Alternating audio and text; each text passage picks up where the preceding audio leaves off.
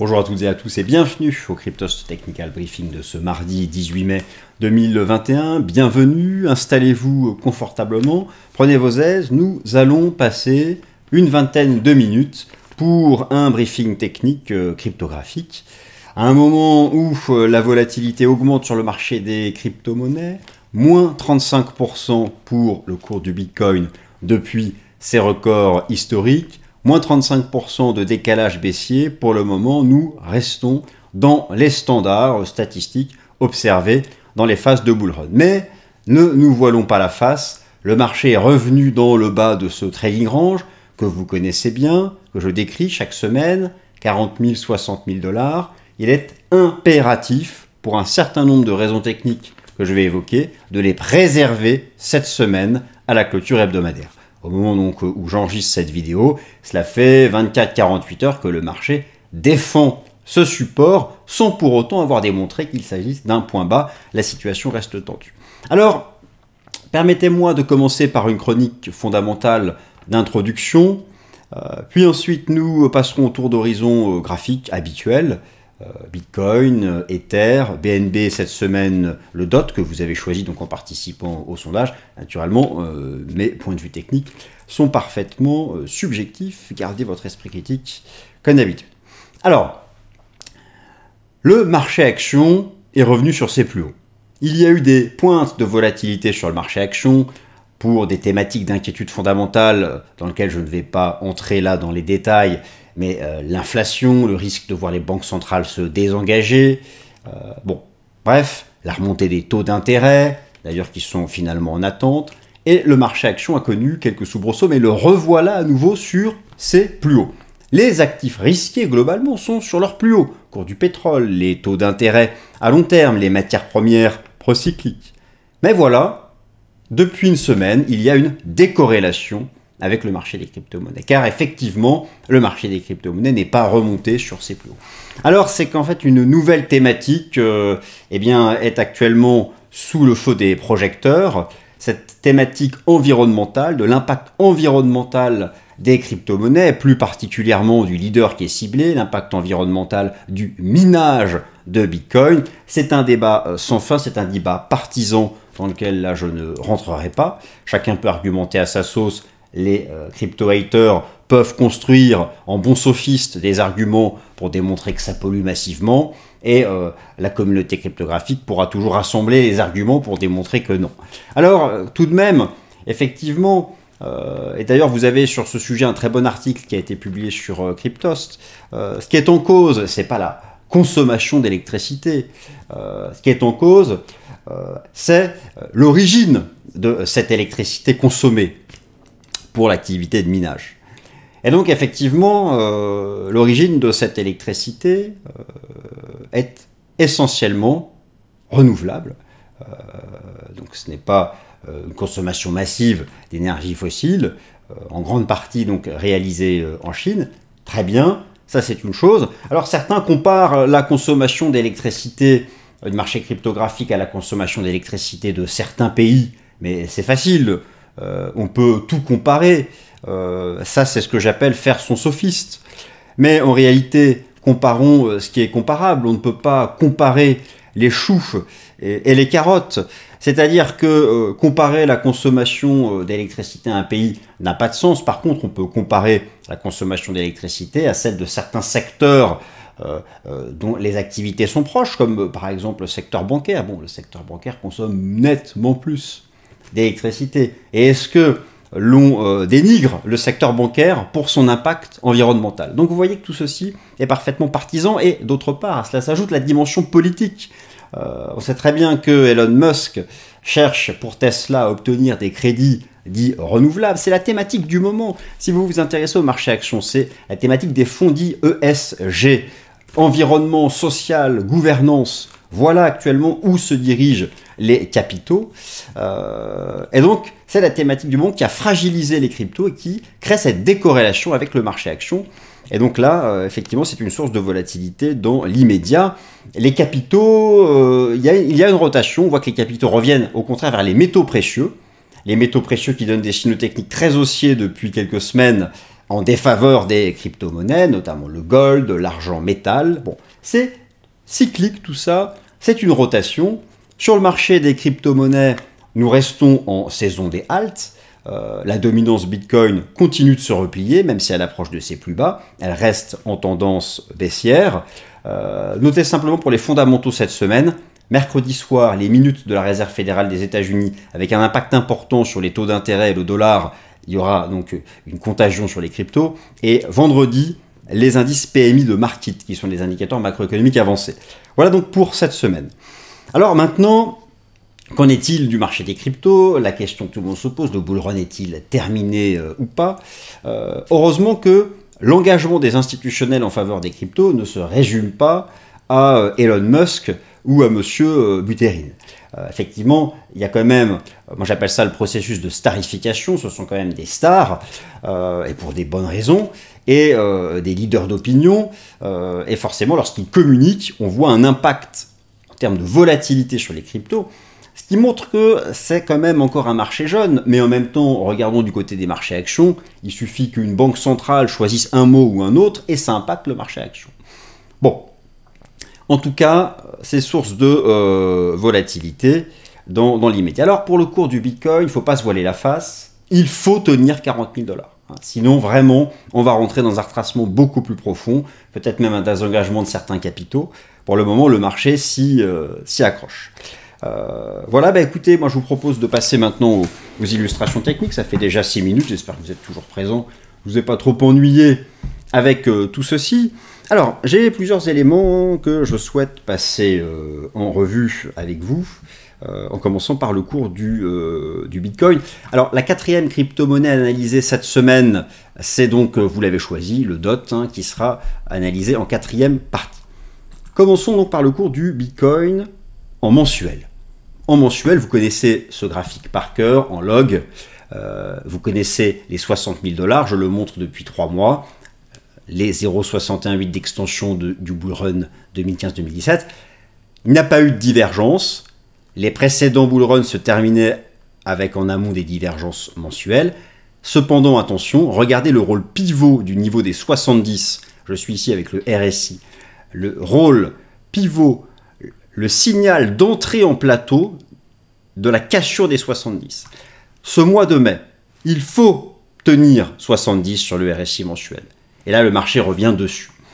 D'ailleurs, toujours de côté des RSI, je passe ici sur le contrat futur en hebdo à gauche, en journalier à droite.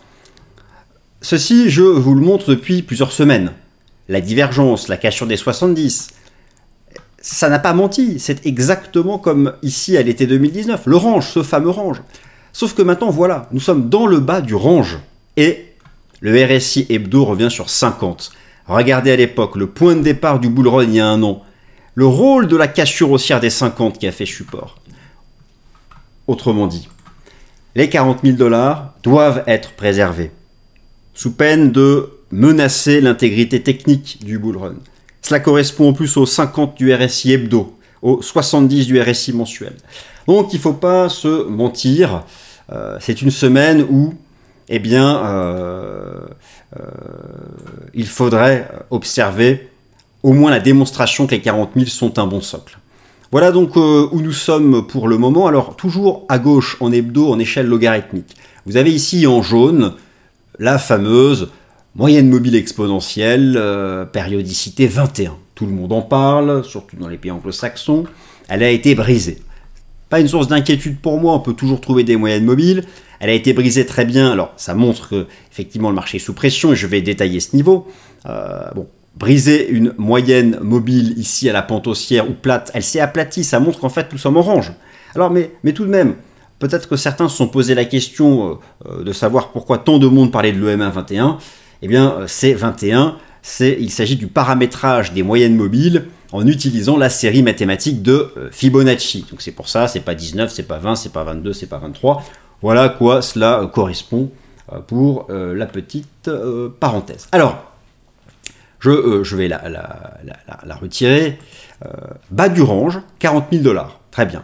C'est aussi la Kijun du système Ishimoku en données hebdomadaires. C'est 50 sur le RSI hebdo.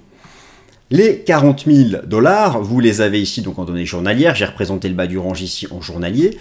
On voit donc la chute depuis un mois. Le marché d'ailleurs depuis un mois a donc perdu 35%. C'est globalement au bull run le décalage plus ou moins maximum qu'on observe.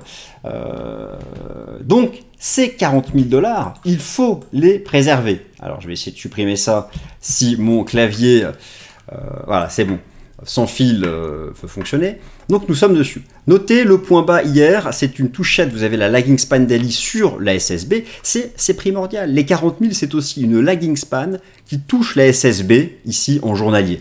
Pour les amateurs du système Ichimoku, c'est vraiment c'est le dernier rempart. Donc ces 40 000, moi j'ai toujours cru dans ce range, vous le savez. Les oscillations ont donc effectivement eu lieu. Maintenant je vais aller au bout de ma logique. On ne va pas faire la girouette. Je pense que le bas du range peut tenir. Mais, objectivement, stabiliser sur un bas d'un range, c'est bien. Maintenant, pour confirmer, il faut dépasser une résistance, laquelle nous allons voir ça dans un instant. Voilà donc où nous sommes. Et donc, moi, je privilégie toujours cette dérive latérale dans ce trading range. Alors, voilà pour cet horizontal. Maintenant, en intraday, j'ai d'autres éléments. Ah oui, voilà, j'avais aussi autre chose à vous montrer.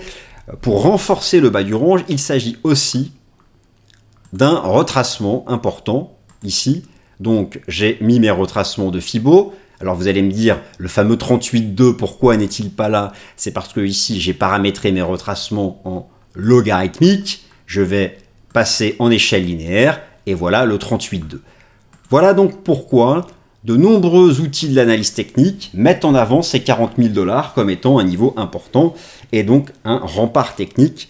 C'est le pivot, il faut impérativement le préserver sous peine clairement de malmener le bull run.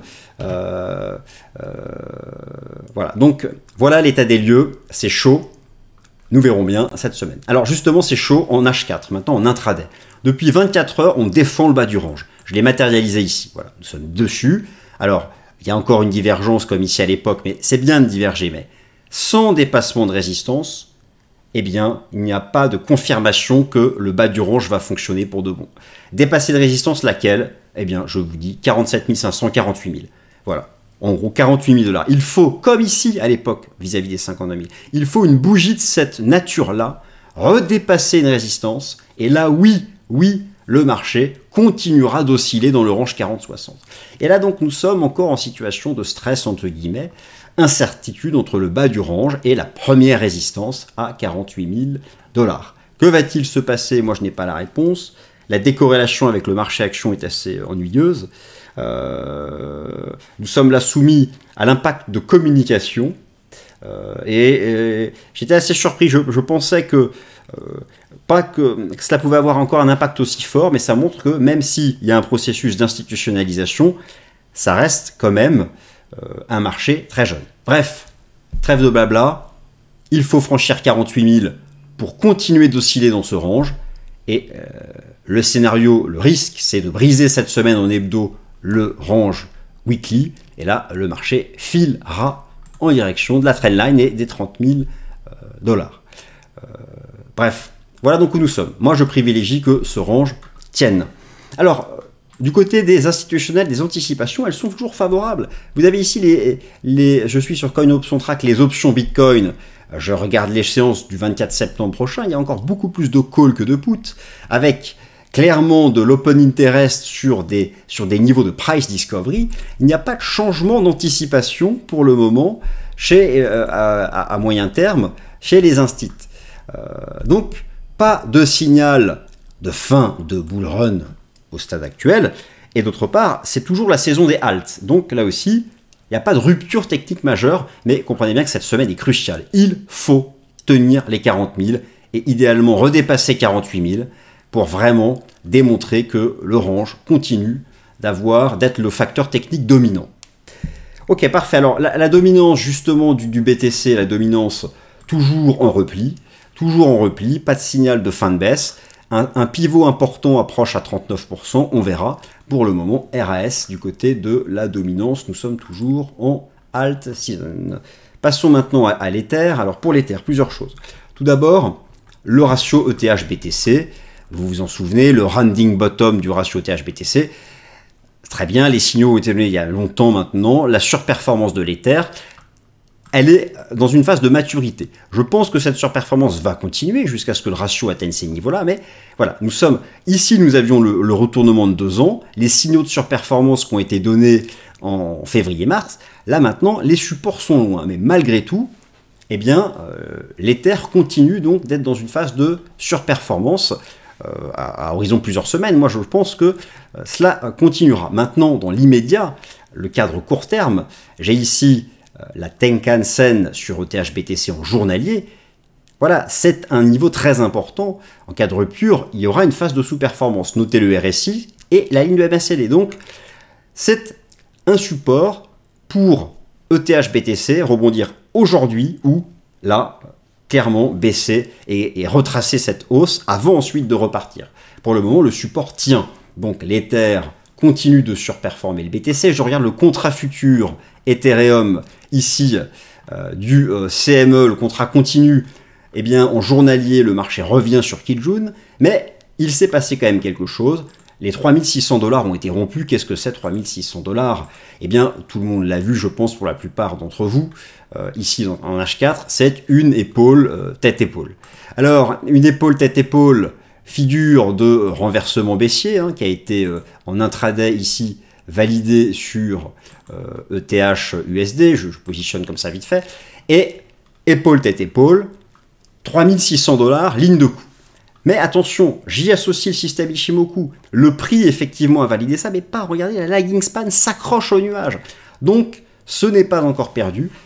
Tout comme les 48 000 $ du Bitcoin, il faut redépasser 3600 $, car où sommes-nous? Eh bien, vous avez ici donc en journalier l'épaule tête-épaule, qu'on voit mis en H4, les 3600 $ et le canal haussier dont nous sommes sortis. Le marché est maintenant dans une forme de neutralité entre 3000 et 3006, c'est ça la réalité. Neutralité 3600 $. Voilà, je repasse ici en weekly. La phase haussière est belle. Ça diverge, mais c'est pas actif en hebdo. 3600 $. Un retour à 3000 pour moi c'est une opportunité, mais pour vraiment repasser boule, c'est redépasser 3600 $. C'est voilà, c'est ce niveau, c'est confirmer que la lagging span tient le support, c'est invalider l'épaule tête-épaule, et là ça repart. C'est l'équivalent des 48 000 du BTC. Donc ça reste quand même une situation tendue et objectivement parlant, nous sommes encore en correction tant que 3600 fait résistance. C'est ça l'effet technique.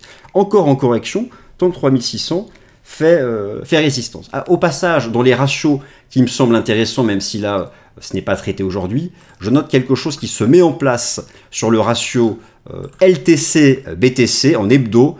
Là, je pense qu'on aura bientôt une surperformance du LTC.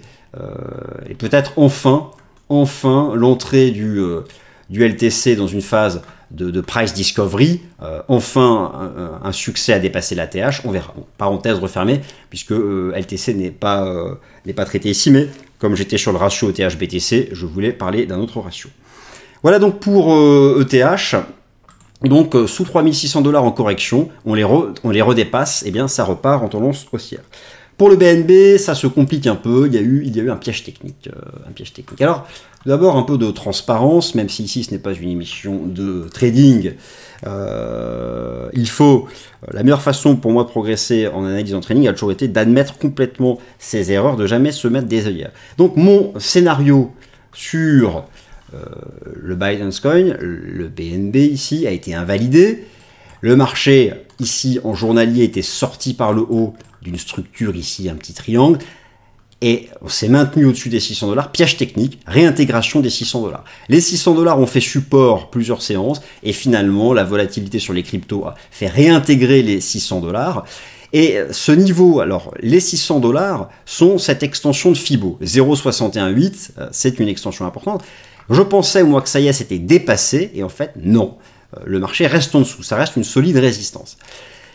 Attention en hebdo, le RSI diverge. En cas de cassure des 70, c'est non seulement l'activation de la divergence, mais la cassure de cette trendline. Ce n'est pas fait. je dirais que la configuration technique globale du BNB commence à se dégrader. En même temps, d'où vient-on? C'est quand même monstrueux le chemin qui a été parcouru. Nous sommes maintenant dans un cas de figure de piège technique, hein, de faux dépassement des 600 $ qui a repris son statut de résistance.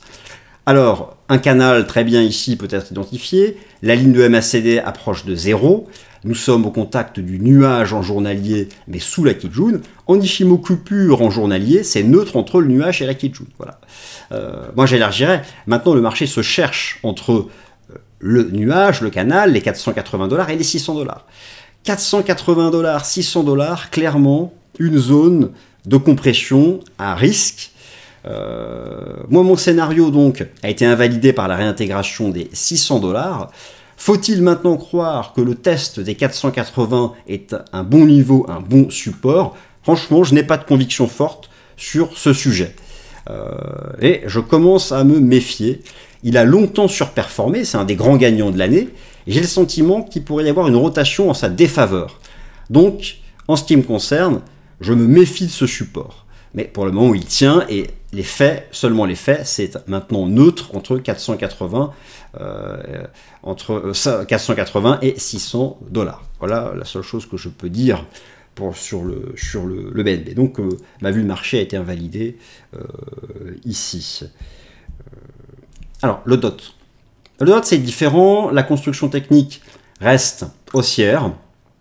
À gauche, en log, en hebdo, je pense que nous sommes toujours en vague 4 et qu'il manque encore une jambe de hausse.